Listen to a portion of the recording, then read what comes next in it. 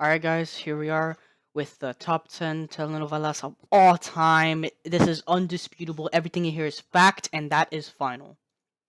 Alright, so here we go with number 10. It's more of a normal type show. Like usually in the telenovela industry, we have some great masterpieces, but this is just one of those shows that was like, well, that wasn't like really a masterpiece, but like at the same time really touched my heart personally because it was made to create an intricate love story while at the same time having like some of the cliches that I like to see in a regular telenovela. That's why it's number 10, but we have some better ones. We just gotta keep on going. Number 9, JoJo's Bizarre Adventure is one of my favorite telenovelas of all time, mainly because it was able to provide an intricate story, and throughout each of the different seasons that it had, it was able to be unique and refreshing every time to see. It's honestly, you don't really see these type of qualities that the telenovelas has to offer every so often with such shows like JoJo's Bizarre Adventure, especially how like the opening songs and cues catch me every time I watch it. Number 8, we have Captain America: Civil War. This is where I go to like one of those things where people are like, well, random stranger, this isn't this telenovela wasn't really like the best. It just had good special effects, but that is why I like it. They had such a good budget for this telenovela epic.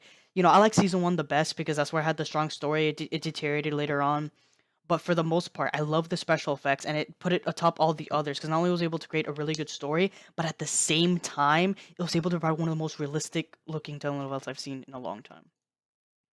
Number 7, Dollar Mendy. Now, I don't really like the later seasons. I think personally, like the first season was the best because it was very short and it provided the best quality and story, in my opinion. Because like at the end of the season 1 finale, when he became God himself, it was honestly one of the best things I've ever seen in my life. Like it was just a moment that I could capture in my mind for the rest of eternity and time itself. Like it's something that you cannot deny as a fact. So that's why I put him on the list. His story isn't really for everyone, but for me, was able to really catch my eyes as someone who can add some new stuff to the medium of telenovelas as a whole. Number 6, we have the Carnival Cruise Line. Now, with the Carnival Cruise Line, this show was really good. It was an action epic for some of the seasons. For the most part, it's kind of like some boring, like documentary type stuff where it just shows people just like chilling on a ship or whatever. But for me, like when it gets to the good stuff, like when you see all the crashes and the power outages, all these epic stuff that they do, it almost feels like Titanic 2.0, which is like a modern Titanic, because Titanic, I saw the original movie was good, but like when they adapted to telenovela with all these actors and great acting, you can tell that the Mexicans really put a lot of time into this. Number 5, we have Tekken. It tries to be more unique from telenovelas. It strays away from the general medium of like the cliches and stuff by providing just a really epic story. Personally, like this one is the other way around. I like the later seasons because later seasons, the effects start getting better and the story starts getting more juicy. And when you see the characters, interact and talk, you feel like you're there, even though it doesn't feel like a telenovela and it tries to be something unique. It still is at the same time, which is what makes it really good to be able to go across other mediums and genres like that. And it was very more interactive one, if I say so myself. I was able to actually like feel like I was actually beating up people as the characters, and it was really good. Number 4, we have Flash on the CW. It's honestly like the best Flash like show of all time.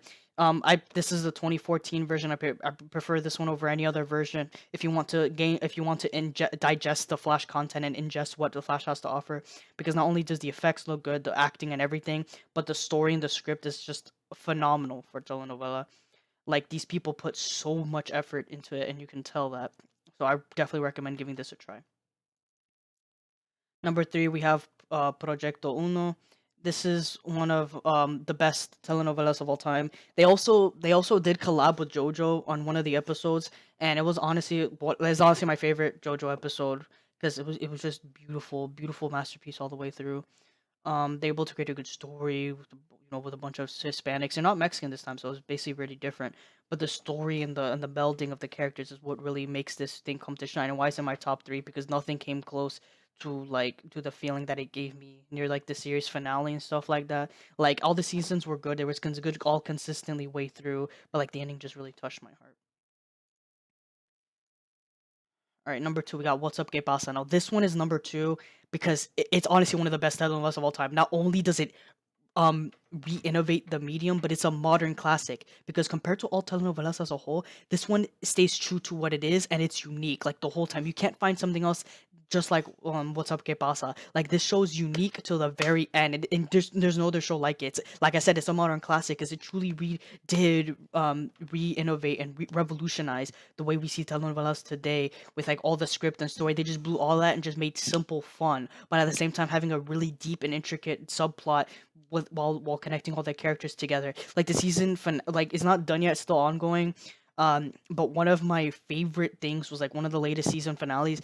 It just touched my heart because I was like, "Yo, this is something that I won't ever see in my lifetime." And I was glad I was able to experience it while it lasted.